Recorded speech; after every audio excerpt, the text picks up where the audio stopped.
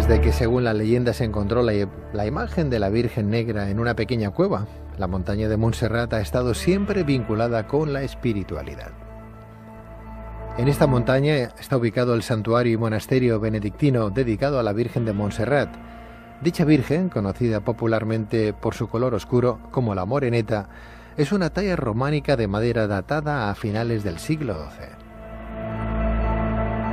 Asimismo, las enigmáticas formas de la montaña más emblemática de Cataluña son el resultado de un proceso geológico y geomorfológico de millones de años y que sigue fascinando a los visitantes de todo el mundo.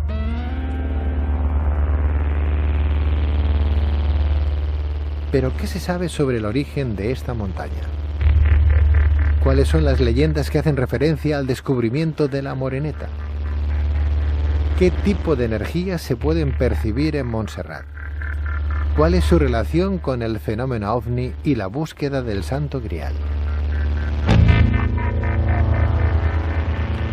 Para responder a estas y otras cuestiones tenemos con nosotros a Ferran Cardona, coach, facilitador de crecimiento personal, historiador, organizador de viajes iniciáticos y experto del Grial. Ferran Cardona, muy buenas noches. Hola, buenas noches, Pedro. Bienvenido, profesor, bienvenido. Para empezar, decir que la montaña de Montserrat está situada a 50 kilómetros al noroeste de Barcelona, entre las comarcas de la Anoia, del Bajo Llobregat y del Bages. Pero, ¿cómo se formó dicha montaña hace 50 millones de años y que es mundialmente conocida por su enigmática morfología? Pues muy bien, mira, se formó a raíz de que hace 50 millones de años, como tú comentabas, sí, había un gran mar en ese lugar. De hecho, había el delta del final de un río, de un gran río, que llevaba toda una serie de sedimentos. Claro, la morfología, la superficie de la Tierra ha cambiado con este periodo, ¿no? Con 50 millones de años. Entonces llegaba este río con todos los restos de barro, de piedras, incluso de animales o árboles, y se iban sedimentando en este delta del río. Con los pasos de miles de años, estos sedimentos también se secaban, llegaban otros de nuevos, se iban formando diferentes placas en este sustrato, en este delta. Luego, hace más o menos entre 30 y 50 millones de años, fíjate tú que hablamos muy fácilmente de millones de años, sí, hubieron los movimientos tectónicos que, al igual que levantaron lo que sería Himalayas y Pirineos, también levantaron toda esta superficie que estaba inmersa en el mar, la levantaron hacia arriba, creando lo que sería el primer relieve de la montaña de Montserrat, hace unos 30 millones de años. Y a partir de ahí, la erosión del mismo sol, del viento, fue modelando. También la ventaja de tener, diríamos, ese aislamiento que no estaba envuelto de otras montañas, le permitía ese modelaje mucho más rápido y erosionado que otras montañas. Ferran, ¿y podríamos ubicar ese delta de ese río de hace 50 millones de años justo en el emplazamiento del santuario? Sí, efectivamente. A ver, tendríamos que tener en cuenta esos movimientos tectónicos que presionan las tierras y producen movimientos, pero más o menos allí era un mar y al final del delta.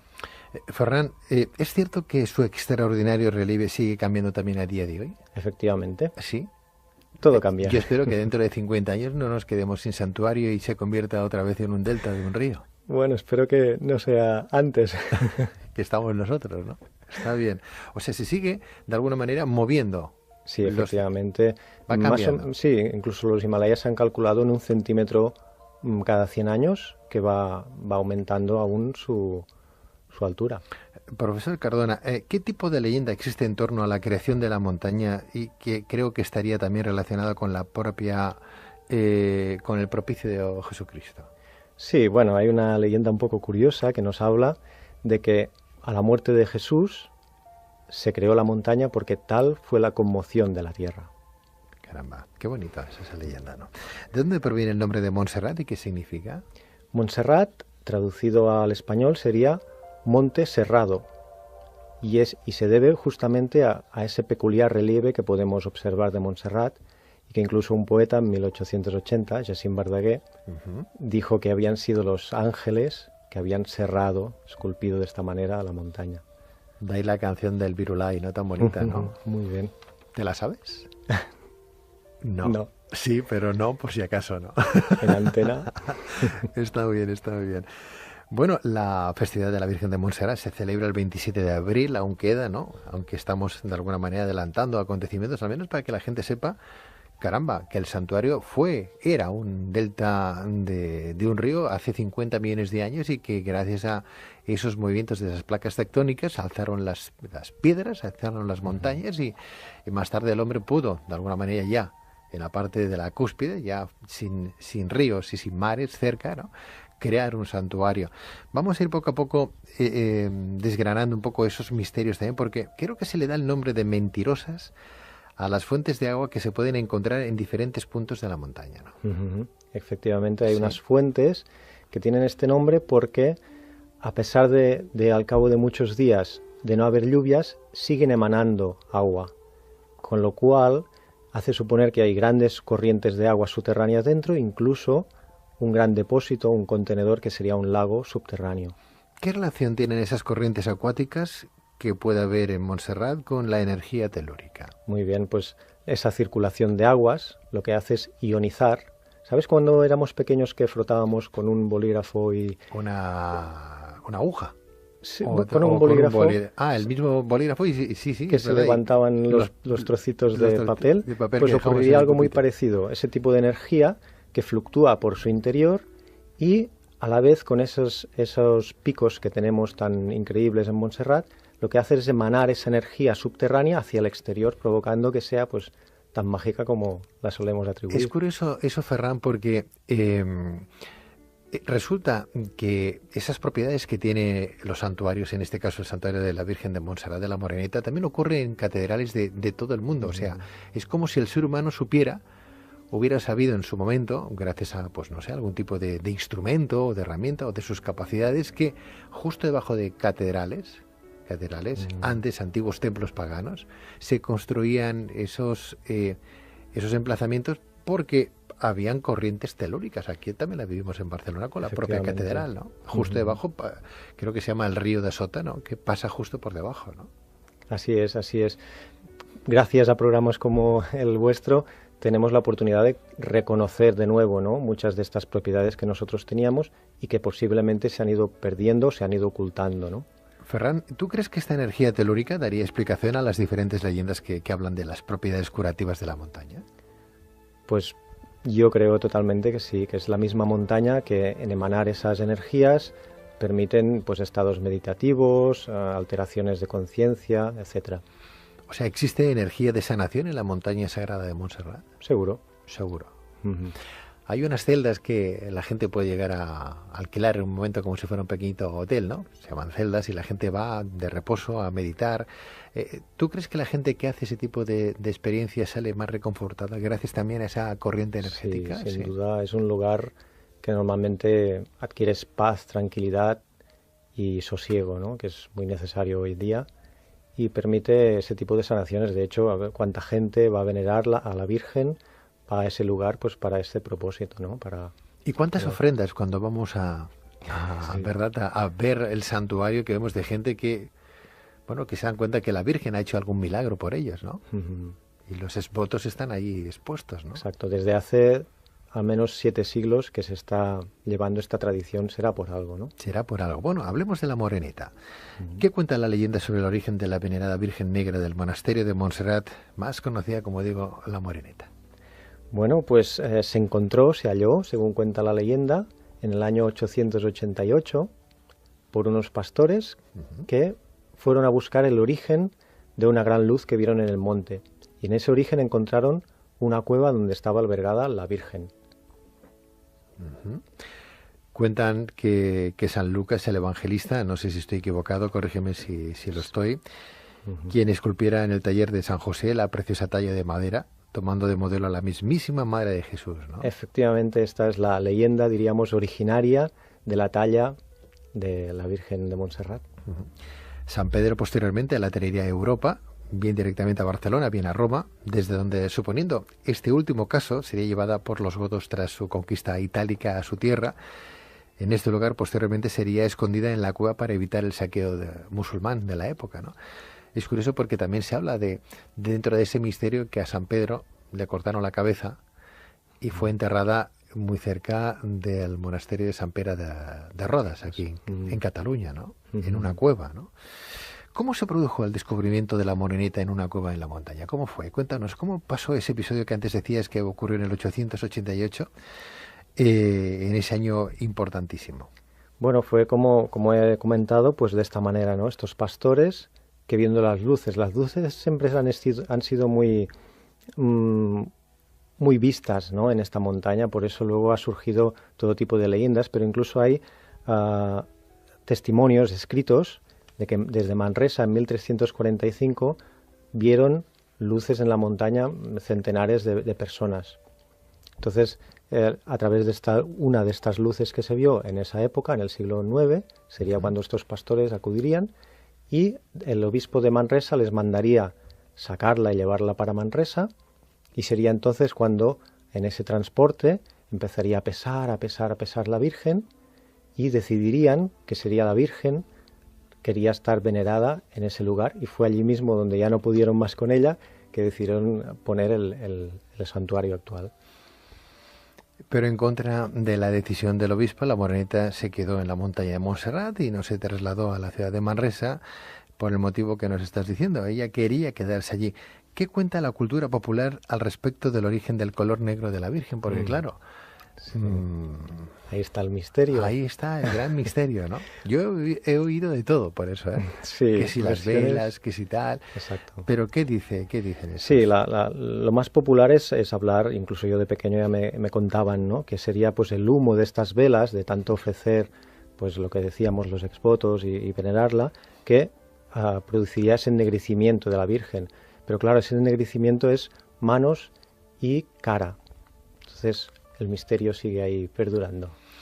Y en este sentido, y según unos recientes estudios, ¿cuál es el misterio desvelado por la ciencia sobre el color entonces de la Virgen de Montserrat? Bueno, el color finalmente ha sido, como tú dices, estudiado recientemente. Le han hecho endoscopia y entonces han podido ver que hay diferentes placas de pintura y que la original, la primera, estaba pintada en plomo. El plomo es muy habitual encontrar en las pinturas, ahora ya no porque está prohibido. Y ese plomo de esa época se oxidaría con el paso de los tiempos, con los siglos, y en posteriores restauraciones se iría repintando pues del color que se hallaba, ¿no? Si estaba oscurecido, pues se iba repintando cada vez más oscuro y por tanto al final tendríamos la Virgen moreneta negra. No es que fuera negra en su creación, entonces. No sería negra. Bueno, lo digo porque como el ser humano viene de África y éramos de color negro hace pues cientos de miles de años, ¿no? ¿Por qué no? Porque no. Al fin y al cabo, tener una Virgen negra no sería nada de extrañar. Sí, su origen hace milenios, muy, muy fácilmente podría ser negra. Podría serlo, ¿no? Hablemos de más leyendas, profesor Cardona.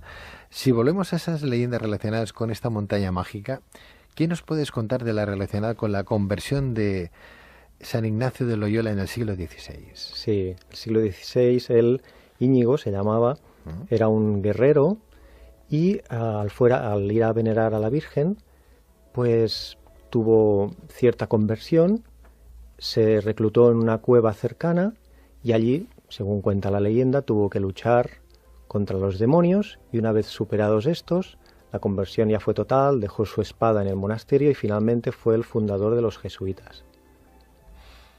Otros milagros habrán sido también otorgados a peregrinos y devotos, pues a partir de los siglos XII y XIV la morenita adquirirá fama por todo ello y además por toda Europa. En extensión. ¿Y qué cuenta la famosa leyenda del timbalero del Bruc? Porque es una historia preciosa. De las más conocidas. De las más conocidas. Muy bien, pues un joven timbalero, como tú bien has dicho, iba con su tambor redoblándolo por toda la montaña y gracias a las cavidades y la forma que tiene la montaña, el estruendo era tan enorme que parecía que era un gran ejército que iba y que realmente ahuyentó, según cuenta la leyenda, a las tropas napoleónicas que en ese momento estaban invadiendo la zona. En 1808, claro, se pensaban las tropas que aquí había muchísima gente, ¿no? Esperándoles y huyeron despavoridos. Qué cosas. La identidad real del tamborilero se atribuye a Isidro Llussà y Casanovas, nacido en el municipio de Santpedor en 1791. Cuenta la leyenda que la reverberación del sonido del tambor al chocar con las paredes de Montserrat hizo crecer a los creer a los franceses que el número de soldados españoles era muy superior al que realmente había. Hablemos ahora de esos fenómenos ovnis también relacionados con la montaña de Montserrat. ¿Desde cuándo hay constancia de posibles avistamientos ovnis en Montserrat? Bueno, como he comentado antes, la visión de luces parece ser que es desde hace muchos siglos. Lo que sí es cierto es que en los años 70, quizás también os recordaréis que había cierta moda, sí. Ya hubo gente que sí dijo de haber sido abducida por extraterrestres. Entonces ya entraron a hacer estudios sobre ello y lo que concluyeron es que los días 11 de cada mes habían encuentros en Montserrat de ovnis. Yo he estado en esos encuentros, claro, imagínate, ¿no? Después de casi 23 años haciendo este programa, imagínate si hemos ido veces, de alguna manera hemos entrevistado también aquí en directo y presencialmente a los precursores, a los organizadores de ese evento. ¿Cómo se llama este hombre? ¿Grifols? Grifols, ¿verdad? Josep Grifols, sí. Y la verdad, bueno, las veces que hemos ido nosotros no hemos visto nada, no hemos tenido ningún avistamiento. Ojalá lo hubiéramos podido ver para desvelar también ese misterio. ¿Tú has estado más de una vez? He estado también varias veces y al menos es muy bonito pasar la noche allí, es francamente bonito, es la montaña increíble. Y justamente pues el reciente 11 del 11 del 11, sí, también fui, como no, sí. Y la verdad es que ovnis no vi, ni creo haber sido abducido, que yo recuerde. Pero sí que es verdad que vi mucha gente que meditaba por la paz, que iba a cantar, a bailar. Qué bonito fue un día muy especial. Qué bonito es eso. Bueno, hablemos de más leyendas ahora relacionadas con el Santo Grial. ¿Qué fue lo que llevó a los nazis a visitar Montserrat el 23 de octubre de 1940? Muy bien, pues los nazis acudieron a este lugar porque, como tú bien indicas, buscaban ellos reliquias de poder y fueron a buscar el Grial siguiendo diferentes textos, básicamente, principalmente de trovadores del siglo XII aproximadamente, en que hablaban de un lugar llamado Montsalvatge. Este Montsalvatge, ubicado cerca de la frontera musulmana, al menos en aquel entonces, muy bien podría ser un nombre codificado de Montserrat. Y por eso fueron a ese lugar y parece ser que los monjes los tratasen como los tratasen, tal como llegaron, se fueron. No parece ser que encontrasen el Grial aquí. Sí, porque creo que fue Heinrich Himmler de la SS, acompañado de 2 docenas de oficiales y del general Karl Wolf, experto en esoterismo y ciencias ocultas, buscaba en él el Santo Grial, el talismán que le otorgara poderes e hiciera de alguna manera ganar la guerra a Alemania. Himmler creía que la copa estaba en Montserrat, convencido de que el monte catalán era el Montsalvat del Parsifal de Wagner. Sin embargo, se llevó uno de los mayores chascos de su vida después de que los monjes le insistiesen en que su único grial era la moreneta y la costumbre era besarla, ¿no? Que todos hemos pasado para hacer ese recorrido, fantástico recorrido, ¿no? Que a uno se le reconforta el corazón, ¿no? Como experto del grial, Ferran, ¿qué significado tiene para ti la búsqueda de la copa sagrada? Bien, para mí, como tú me indicas, una primera palabra es búsqueda. Implica esa motivación de buscar quizás lo que todos buscamos, ¿no? Esa satisfacción de vivir, ¿no? Para mí es una búsqueda espiritual y es el motor que te inspira a vivir ese grial, ¿no? La búsqueda. Uh-huh. En el oráculo de Delfos decía: conócete a ti mismo y conocerás las estrellas. O sea que está bien buscar. O sea que el Santo Grial en sí, esa copa, la mítica copa, sería nuestro mismo receptáculo, nuestro propio ser interior, nuestro yo. Para mi modo de ver, esa es la finalidad del grial, exista o no exista. Parece ser que existe uno muy parecido al que podría ser el de verdad. En Valencia, justamente en la Catedral de Valencia, tienen allí una copa datada de hace 2000 años. Y el recorrido que habría realizado esta copa es desde la posible cena de Jesús, José de Arimatea, que era el tío de Jesús, podría haberla traído aquí, si era la copa, podría haber venido con María Magdalena, si hablásemos de la descendencia de Jesús, y al llegar a Marsella, bueno, muy cerca de Marsella, en un puerto de Marsella, habría venido hacia el Pirineo, donde podría haber sido custodiada en siglo XII por los cátaros, este grial, y después, tras la cruzada contra ellos, haber entrado ya en zona peninsular, en lo que sería en Jaca, en San Juan de la Peña, de allí haber venido quizás a Montserrat y finalmente, si fuese esa copa, en Valencia. Está bien. Bueno, hay que decir que el profesor Ferran Cardona organiza además viajes iniciáticos a Montserrat. Tiene una página web, es muy fácil, viajeiniciático.es, así de fácil. Si queremos algún día venir a Cataluña o Barcelona, queremos pasar por aquí, por esta comunidad o estas latitudes, que sepáis que hay alguien que nos puede enseñar perfectamente ese recorrido y descubrir no solamente Cataluña emblemática y misteriosa, preciosa, sino también ese contenido humano, espiritual, religioso, que bien los monjes benedictinos de Montserrat conocen perfectamente, así como esa casuística dentro del mito, de la leyenda, de la tradición, que también aporta esa corriente telúrica y el propio santuario en sí, sino más la propia Virgen, la Moreneta, ¿no? Bien, pues profesor Ferran Cardona, coach, facilitador de crecimiento personal, historiador y organizador de estos viajes iniciáticos, mil gracias por estar en Luces a la Oscuridad. Gracias a vosotros. Un abrazo, buenas noches. Buenas noches.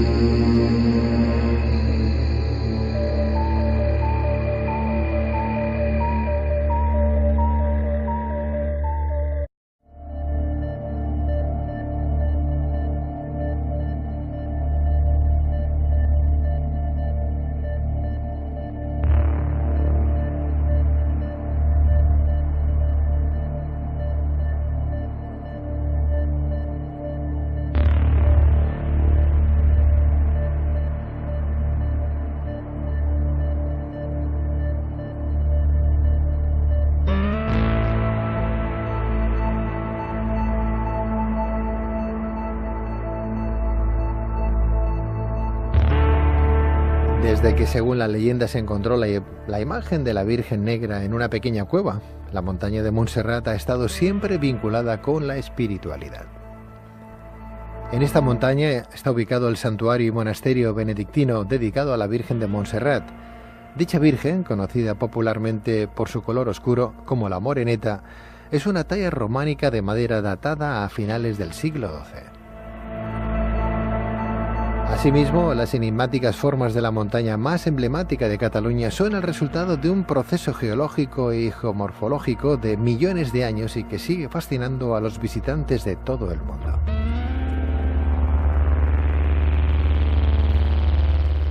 Pero, ¿qué se sabe sobre el origen de esta montaña? ¿Cuáles son las leyendas que hacen referencia al descubrimiento de la Moreneta? ¿Qué tipo de energías se pueden percibir en Montserrat? ¿Cuál es su relación con el fenómeno OVNI y la búsqueda del Santo Grial?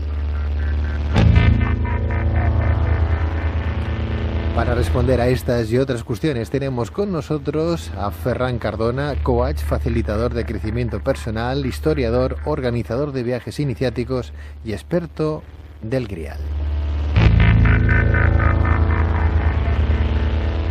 Ferran Cardona, muy buenas noches. Hola, buenas noches, Pedro. Bienvenido, profesor, bienvenido.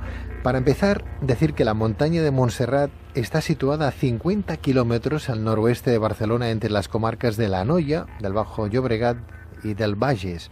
Pero, ¿cómo se formó dicha montaña hace 50 millones de años y que es mundialmente conocida por su enigmática morfología?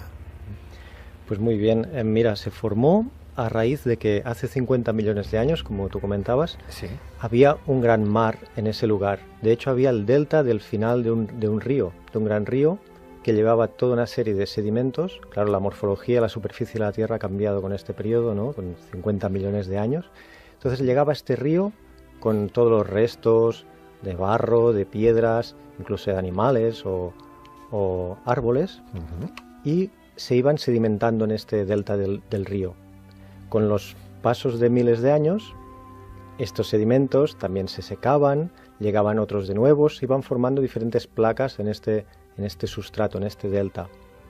Luego, hace más o menos entre 30 y 50 millones de años, fíjate tú que hablamos muy fácilmente de millones de años, sí, hubieron los movimientos tectónicos que, al igual que levantaron lo que sería Himalayas y Pirineos, también levantaron toda esta superficie que estaba inmersa en el mar, la levantaron hacia arriba, creando lo que sería el primer relieve de la montaña de Montserrat, hace unos 30 millones de años.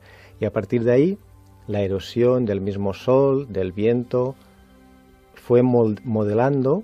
También la ventaja de tener, diríamos, ese aislamiento que no estaba envuelto de otras montañas, le permitía ese modelaje mucho más rápido y erosionado que otras montañas. Ferran, ¿y podríamos ubicar ese delta de ese río de hace 50 millones de años justo en el emplazamiento del santuario?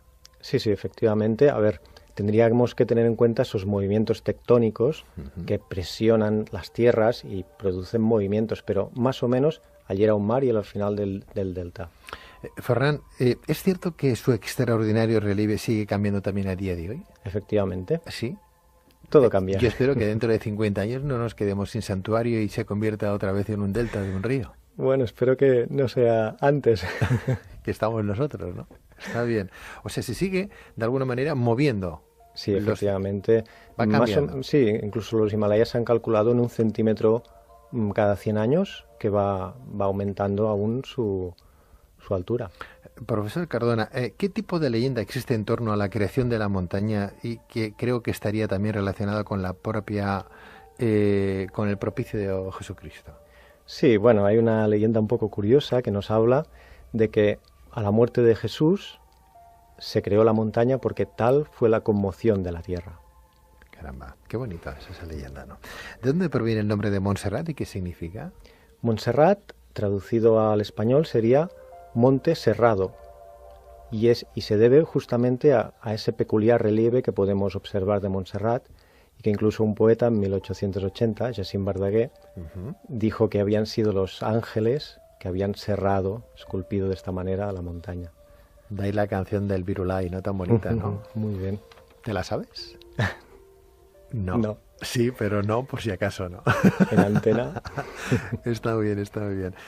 Bueno, la festividad de la Virgen de Montserrat se celebra el 27 de abril, aún queda, ¿no? Aunque estamos de alguna manera adelantando acontecimientos, al menos para que la gente sepa, caramba, que el santuario era un delta de un río hace 50 millones de años y que gracias a esos movimientos de esas placas tectónicas se alzaron las piedras, se alzaron las montañas y más tarde el hombre pudo, de alguna manera ya, en la parte de la cúspide, ya sin ríos y sin mares cerca, ¿no?, crear un santuario. Vamos a ir poco a poco desgranando un poco esos misterios también, porque creo que se le da el nombre de mentirosas a las fuentes de agua que se pueden encontrar en diferentes puntos de la montaña, ¿no? Efectivamente, hay unas fuentes que tienen este nombre porque, a pesar de al cabo de muchos días de no haber lluvias, siguen emanando agua, con lo cual hace suponer que hay grandes corrientes de agua subterráneas dentro, incluso un gran depósito, un contenedor que sería un lago subterráneo. ¿Qué relación tienen esas corrientes acuáticas que puede haber en Montserrat con la energía telúrica? Muy bien, pues esa circulación de aguas lo que hace es ionizar.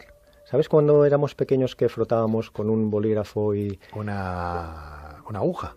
Sí, con un bolígrafo. El mismo bolígrafo y sí. Que se levantaban los trocitos de papel. Pues ocurriría algo muy parecido. Ese tipo de energía que fluctúa por su interior y a la vez con esos picos que tenemos tan increíbles en Montserrat, lo que hace es emanar esa energía subterránea hacia el exterior, provocando que sea pues tan mágica como la solemos atribuir. Es curioso eso, Ferran, porque resulta que esas propiedades que tiene los santuarios, en este caso el santuario de la Virgen de Montserrat de la Moreneta, también ocurre en catedrales de todo el mundo. O sea, es como si el ser humano hubiera sabido en su momento, gracias a, pues no sé, algún tipo de instrumento o de herramienta o de sus capacidades, que justo debajo de catedrales, antes antiguos templos paganos, se construían esos emplazamientos porque habían corrientes telúricas. Aquí también la vivimos en Barcelona con la propia catedral, ¿no? Justo debajo, creo que se llama el río de Sota, ¿no?, que pasa justo por debajo, ¿no? Así es. Gracias a programas como el vuestro, tenemos la oportunidad de reconocer de nuevo, ¿no?, muchas de estas propiedades que nosotros teníamos y que posiblemente se han ido perdiendo, se han ido ocultando, ¿no? Ferran, ¿tú crees que esta energía telúrica daría explicación a las diferentes leyendas que hablan de las propiedades curativas de la montaña? Pues yo creo totalmente que sí, que es la misma montaña que en emanar esas energías permiten pues estados meditativos, alteraciones de conciencia, etcétera. O sea, ¿existe energía de sanación en la montaña sagrada de Montserrat? Seguro. Seguro. Hay unas celdas que la gente puede llegar a alquilar en un momento como si fuera un pequeñito hotel, ¿no? Se llaman celdas y la gente va de reposo a meditar. ¿Tú crees que la gente que hace ese tipo de experiencias sale más reconfortada gracias también a esa corriente energética? Sí, sin duda es un lugar que normalmente adquieres paz, tranquilidad y sosiego, ¿no? Que es muy necesario hoy día y permite ese tipo de sanaciones. De hecho, a ver cuánta gente va a venerar a la Virgen a ese lugar, pues para este propósito, ¿no? ¿Y cuántas ofrendas cuando vamos Sí. ¿verdad? A ver el santuario, que vemos de gente que, bueno, que se dan cuenta que la Virgen ha hecho algún milagro por ellos, ¿no? Y los votos están ahí expuestos, ¿no? Exacto. Desde hace al menos 7 siglos que se está llevando esta tradición, será por algo, ¿no? Será por algo. Bueno, hablemos de la Moreneta. ¿Qué cuenta la leyenda sobre el origen de la venerada Virgen Negra del monasterio de Montserrat, más conocida, como digo, la Moreneta? Bueno, pues se halló, según cuenta la leyenda, en el año 888 por unos pastores que fueron a buscar el origen de una gran luz que vieron en el monte. Y en ese origen encontraron una cueva donde estaba albergada la Virgen. Cuentan que San Lucas, el evangelista, no sé si estoy equivocado, corrígeme si lo estoy, quien esculpiera en el taller de San José la preciosa talla de madera, tomando de modelo a la mismísima Madre de Jesús, ¿no? Efectivamente, esta es la leyenda, diríamos, originaria de la talla de la Virgen de Montserrat. San Pedro posteriormente la traería a Europa, bien directamente a Barcelona, bien a Roma, desde donde, suponiendo este último caso, sería llevada por los godos tras su conquista itálica a su tierra. En este lugar posteriormente sería escondida en la cueva para evitar el saqueo musulmán de la época, ¿no? Es curioso porque también se habla dentro de ese misterio, que a San Pedro le cortaron la cabeza y fue enterrada muy cerca del monasterio de San Pere de Rodas, aquí en Cataluña, ¿no? En una cueva, ¿no? ¿Cómo se produjo el descubrimiento de la Moreneta en una cueva en la montaña? ¿Cómo fue? Cuéntanos, ¿cómo pasó ese episodio que antes decías que ocurrió en el 888, en ese año importantísimo? Bueno, fue como he comentado, pues de esta manera, ¿no? Estos pastores que viendo las luces siempre han sido muy vistas, ¿no? En esta montaña, por eso luego ha surgido todo tipo de leyendas, pero incluso hay testimonios escritos de que desde Manresa en 1345 vieron luces en la montaña centenares de personas. Entonces, a través de una de estas luces que se vio en esa época, en el siglo IX, sería cuando estos pastores acudirían y el obispo de Manresa les mandaría sacarla y llevarla para Manresa, y sería entonces cuando en ese transporte empezaría a pesar la Virgen, y decidirían que sería la Virgen, quería estar venerada en ese lugar, y fue allí mismo donde ya no pudieron más con ella, que decidieron poner el santuario actual. Pero en contra de la decisión del obispo, la Moreneta se quedó en la montaña de Montserrat y no se trasladó a la ciudad de Manresa por el motivo que nos estás diciendo. Ella quería quedarse allí. ¿Qué cuenta la cultura popular al respecto del origen del color negro de la Virgen? Porque claro, ahí está el misterio. Ahí está el gran misterio, ¿no? Yo he oído de todo por eso, ¿eh? Sí, que si las velas, que si tal. Exacto. Pero ¿qué dicen eso? Sí, lo más popular es hablar, incluso yo de pequeño ya me contaban, ¿no? Que sería pues el humo de estas velas, de tanto ofrecer, pues lo que decíamos, los exvotos y venerarla, que produciría ese ennegrecimiento de la Virgen. Pero claro, ese ennegrecimiento es manos y cara. Entonces el misterio sigue ahí perdurando. Y en este sentido, y según unos recientes estudios, ¿cuál es el misterio desvelado por la ciencia sobre el color entonces de la Virgen de Montserrat? Bueno, el color finalmente ha sido, como tú dices, estudiado recientemente. Le han hecho endoscopia y entonces han podido ver que hay diferentes placas de pintura y que la original, la primera, estaba pintada en plomo. El plomo es muy habitual encontrarlo en las pinturas, ahora ya no porque está prohibido. Y ese plomo de esa época se oxidaría con el paso de los tiempos, con los siglos, y en posteriores restauraciones se iría repintando pues del color que se hallaba, ¿no? Si estaba oscurecido, pues se iba repintando cada vez más oscuro y por tanto al final tendríamos la Virgen Moreneta negra. No es que fuera negra en su creación, entonces. No sería negra. Bueno, lo digo porque como el ser humano viene de África y éramos de color negro hace pues cientos de miles de años, ¿no? ¿Por qué no? ¿Por qué no? Al fin y al cabo, tener una virgen negra no sería nada de extrañar. Sí, su origen hace milenios, muy fácilmente podría ser negra. Podría serlo, ¿no? Hablemos de más leyendas, profesor Cardona. Si volvemos a esas leyendas relacionadas con esta montaña mágica, ¿qué nos puedes contar de la relacionada con la conversión de San Ignacio de Loyola en el siglo XVI? Sí, el siglo XVI, él, Íñigo se llamaba, era un guerrero y al ir a venerar a la Virgen, pues tuvo cierta conversión, se reclutó en una cueva cercana y allí, según cuenta la leyenda, tuvo que luchar contra los demonios y una vez superados estos, la conversión ya fue total, dejó su espada en el monasterio y finalmente fue el fundador de los jesuitas.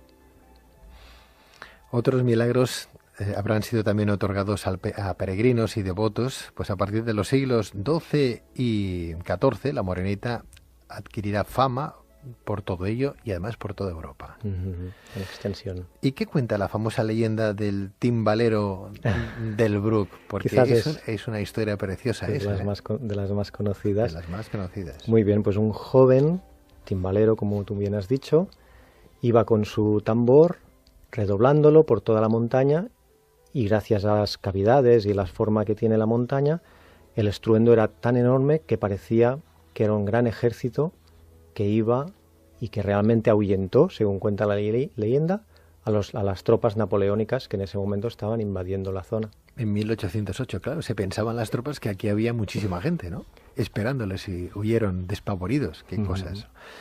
La identidad real del tamborinero se atribuye a Isidro Llussà y Casanovas, nacido en el municipio de San Pedor en 1791. Cuenta la leyenda que la reverberación del sonido del tambor al chocar con las paredes de Montserrat hizo creer a los franceses que el número de soldados españoles era muy superior al que realmente había. Hablemos ahora de esos fenómenos ovnis también relacionados con la montaña de Montserrat.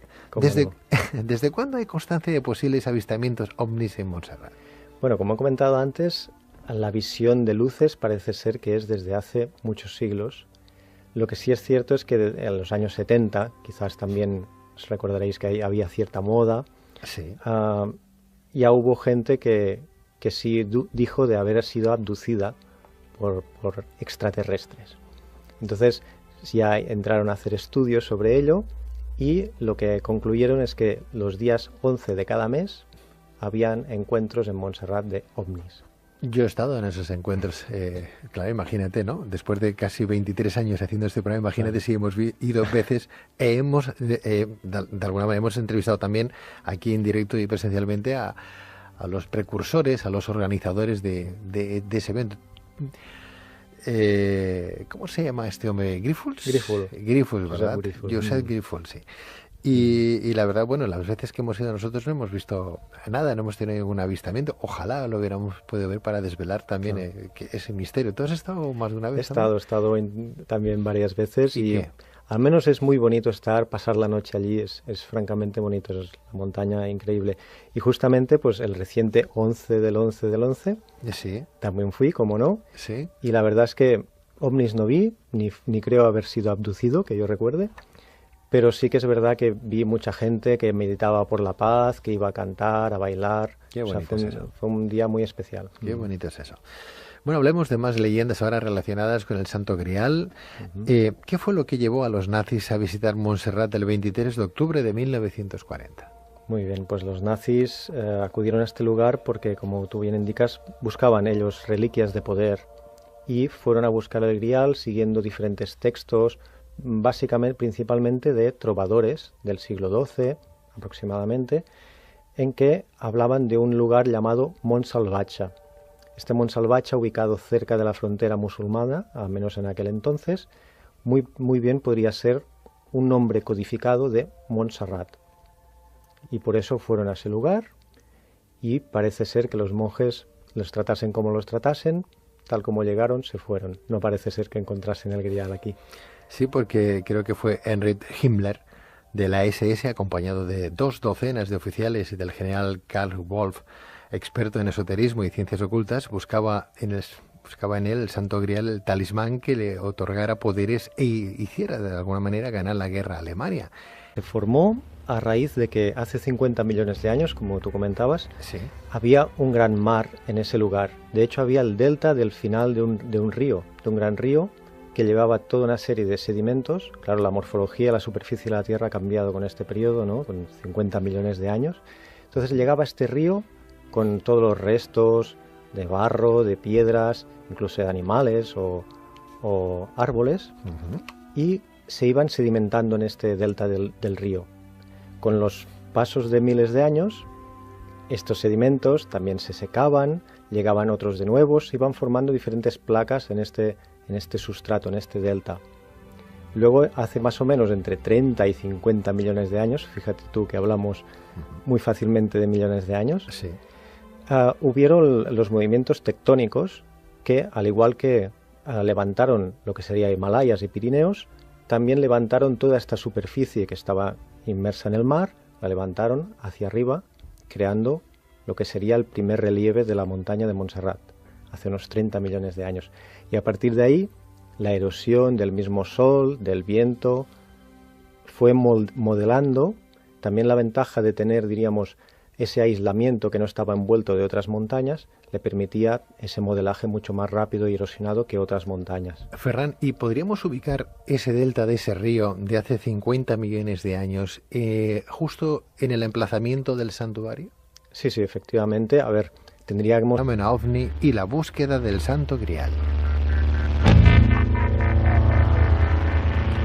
Para responder a estas y otras cuestiones tenemos con nosotros a Ferran Cardona, coach, facilitador de crecimiento personal, historiador, organizador de viajes iniciáticos y experto del Grial. Ferran Cardona, muy buenas noches. Hola, buenas noches, Pedro. Bienvenido, profesor, bienvenido. Para empezar, decir que la montaña de Montserrat está situada a 50 kilómetros al noroeste de Barcelona, entre las comarcas de la Anoia, del Bajo Llobregat y del Bages. Pero, ¿cómo se formó dicha montaña hace 50 millones de años y que es mundialmente conocida por su enigmática morfología? Pues muy bien, mira...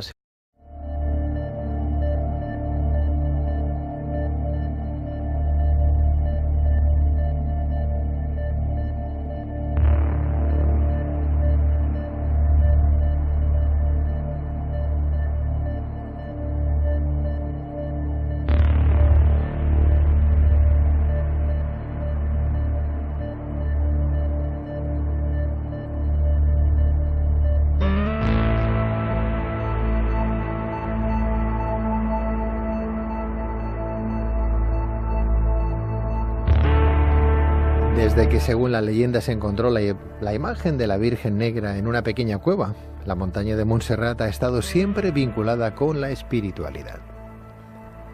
En esta montaña está ubicado el santuario y monasterio benedictino dedicado a la Virgen de Montserrat. Dicha Virgen, conocida popularmente por su color oscuro como la Moreneta, es una talla románica de madera datada a finales del siglo XII.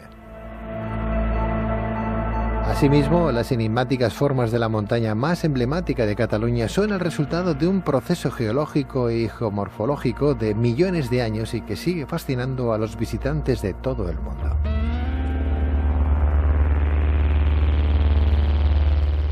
Pero, ¿qué se sabe sobre el origen de esta montaña?